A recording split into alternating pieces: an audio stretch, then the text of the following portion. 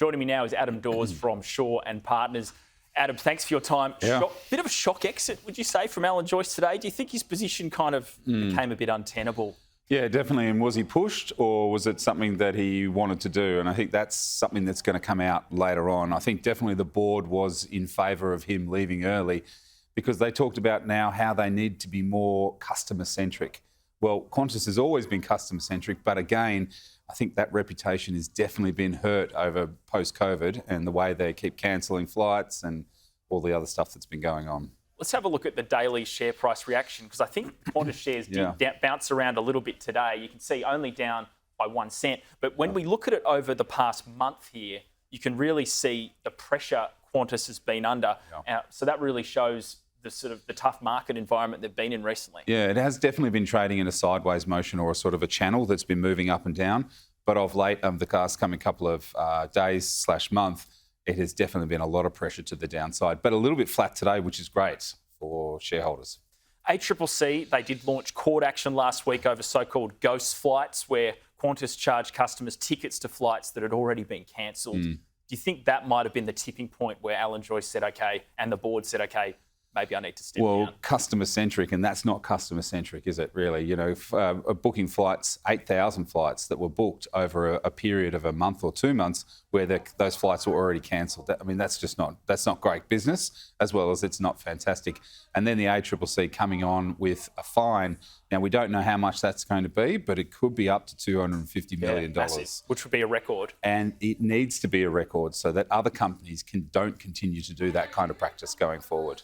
Yeah, Richard Goyder, Labor Senator Tony Sheldon, he's called on Chairman Richard Goyder to resign. Today, Goyder has said to the Australian newspaper he's not stepping down. Yeah. How much pressure now is the chairman of Qantas under here? Well, he's under a lot of pressure. But remember, Richard took Coles when he was head of Wesfarmers, which was when they took it over. It was in disarray, and he is very, very good at taking businesses from disarray to bringing them forward. Now, Qantas at the moment, there's a leadership, there's issues internally. This business is in disarray at the moment, and Vanessa Hudson's got a horrible job, a big job ahead of her. But Richard, I think, overall, is the right man for the job. I think he's very, very good. He did back Alan Joyce a lot, so that's probably why he's getting a little bit of backlash from a lot of investors and the politicians. But no, I think he's the right man for the job, and I think he's probably one of the only people in Australia that will be able to turn this business around going forward. One of the big questions is what happens to Alan Joyce's long-term incentive plans and executive bonuses. That's obviously up to Goyder and the board. Yes. Do you think there's now going to be a lot of public scrutiny on that decision? Definitely. So Richard has always said that he would pay Alan Joyce out his full bonuses, all of the shares, those kinds of things. That could be up to sort of $16 to sort of $20 million worth of bonuses and shares that would be coming out. Now, that's a lot of money. As a business, Alan Joyce has turned this business around in his 15 years. He really has turned it around.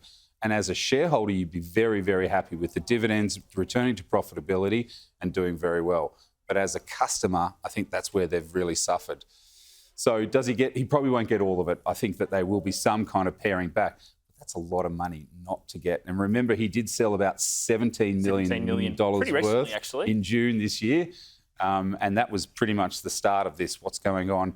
He went and bought an apartment and, he's preparing for his lovely retirement. Well, the new Chief Executive, Vanessa Hudson, starts tomorrow. Yeah.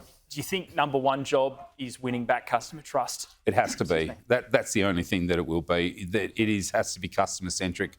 But remember, she's got a very tough job. They have to replace 300 planes over the next 2 to 3 years. Their capex for the last 5 years was $7 billion. Capex projected for the next 2 to 3 years is $15 billion. That's a huge drain on the balance sheet, huge drain. So the dividends won't be there as much, and there's going to be some issues. So customer-centric, yes, but also making sure the business is running properly. The other aviation issue has been Qatar Airways not being allowed to expand in Australia. If they were offered additional flights, we've heard from Virgin CEO Jane Herdlicker, Rex Airlines Deputy Chair John Sharp. They want the government to reverse the decision. Yeah. They say it'll make airfares cheaper. Do you think that's true? Competition means that prices come down because they have to be competitive. And if there's no competition, flights you can charge what you want. So yes, with more competition coming in means that air flights will come down. And we saw Alan Joyce through the Parliamentary Senate very hubris, very not apologetic. And I think that's also what's really angered a lot of politicians as well, because cost of living is continuing to go high, and we can't see in the future those air flights going to Europe and stuff. They're not coming back at all. Adam Dawes, thanks so much for your time. Great to be here.